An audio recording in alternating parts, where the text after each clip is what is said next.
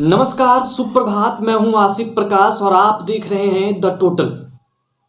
10 मार्च यानी कि आज होली से 9 दिन पूर्व भारत की राजनीति के लिए यह 10 मार्च बहुत ही बड़ा दिन और बहुत ही महत्वपूर्ण दिन होने वाला है, क्योंकि उत्तर प्रदेश समेत 5 राज्यों के चुनावी नतीजे अभी से कुछ ही देर बाद आने वाले हैं। पहला रुझान आने शुरू होंगे।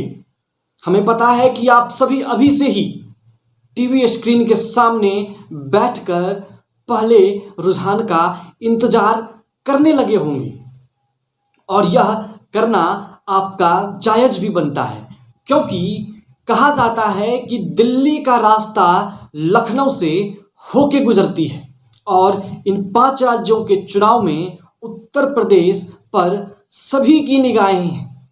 इलेक्शन इन राज्यों में है, पर इस बार इन इलेक्शन में देश के तमाम नागरिकों का ध्यान केंद्रित है उत्तर प्रदेश के चुनाव पर, योगी आदित्यनाथ की वापसी पर और अखिलेश यादव की बेहतरी का।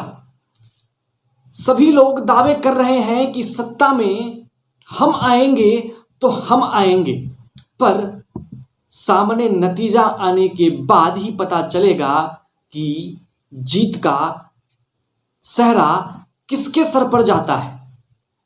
उत्तर प्रदेश के अलावे पंजाब पर भी लोगों की निगाहें हैं, क्योंकि आम आदमी पार्टी अरविंद केजरीवाल पिछले दिनों से ही पंजाब पर नजर गड़ाए हुए थे।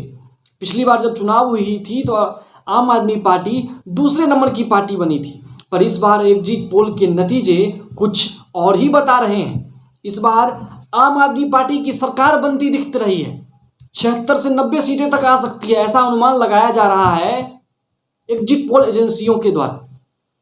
तो वहीं भाजपा को ज्यादा कुछ हाथ नहीं लग रहा है, तो वहीं सत्ताधारी पार्टी जिन्होंने इलेक्शन से कुछ ही महीने पहले अपने मुख्यमंत्री में बदलाव किया था, नवजोत सिंह सिद्धू अक्सर बयानबाजी को लेकर चर्चा में रहते थे।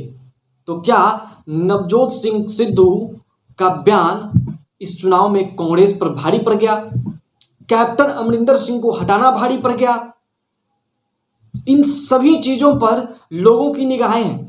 राजनीतिक पंडितों का भी कहना है कि अमरिंदर सिंह को हटाना और नवजोत सिंह सिद्धू की बयानबाजी कांग्रेस को ले डूब सकती है, और ऐसा एग्जिट पोल में दिख भी रहा है। आम आदमी पार्टी वहां सरकार में आती दिख रही है, पर बाकी की बातें पता चलेंगी रुझान आने के बाद ही, नतीजे आने के बाद ही। कुछ ही देर बाद रुझान आने शुरू होंगे और आज शाम तक कुछ नेताओं की सांसें फूलेंगी तो कुछ नेताओं के चेहरे पर मुस्कुराहट, और आज हलवाई की दुकान पर बिक्री भी बहुत दिखेगी। लड्डुएं बटेंगी, होली से पूर्व होली खेली जाएंगी। और बड़ा ही गजब का बात है कि इस बार उत्तर प्रदेश में चुनाव है और उत्तर प्रदेश में ही वृंदावन स्थित, जहां की होली सबसे मशहूर होली मानी जाती है। अब देखना है उत्तर प्रदेश में क्या होता है। क्या बाबा का बुलडोजर फिर से लौटेगा या समाजवादी पार्टी अखिलेश यादव फिर से सत्ता में वापसी करेंगे?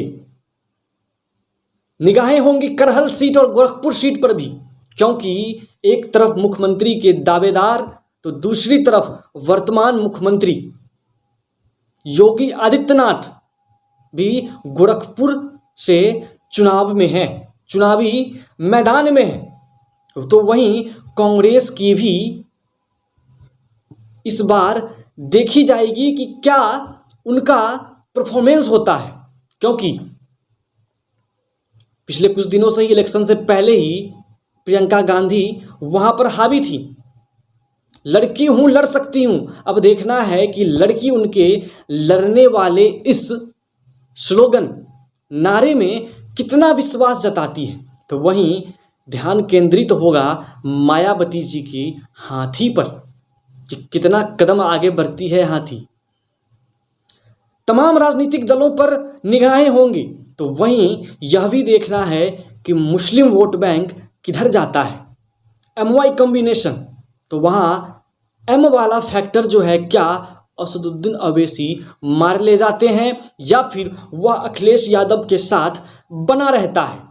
इन तमाम चीज़ों पर नज़र होगी और इलेक्शन के नतीजे आने के बाद ही एक बार पुनः आप सभी के बीच आऊँगा और पूरे डाटा के साथ आपके साथ आऊँगा कौन किस पर पड़ा भारी और कैसा रहा यह पूरा उत्तर प्रदेश समेत 5 राज्यों का चुनाव। तो नज़र बनाए रखिए और देखिए कि कौन आता है इस बार के चुनाव में और कौन मार जाता है बाजी, क्योंकि याद रखिएगा 2024 का चुनाव लोकसभा चुनाव कहा जाता है कि यह 2024 लोकसभा चुनाव का सेमीफाइनल है। सेमीफाइनल नज़र बनाए रखिएगा, हम भी आपसे जुड़ते रहेंगे। अभी के लिए बस इतना ही। नमस्कार। वीडियो अच्छा लगे तो लाइक, सब्सक्राइब और कमेंट ज़रूर कीजिएगा। धन्यवाद।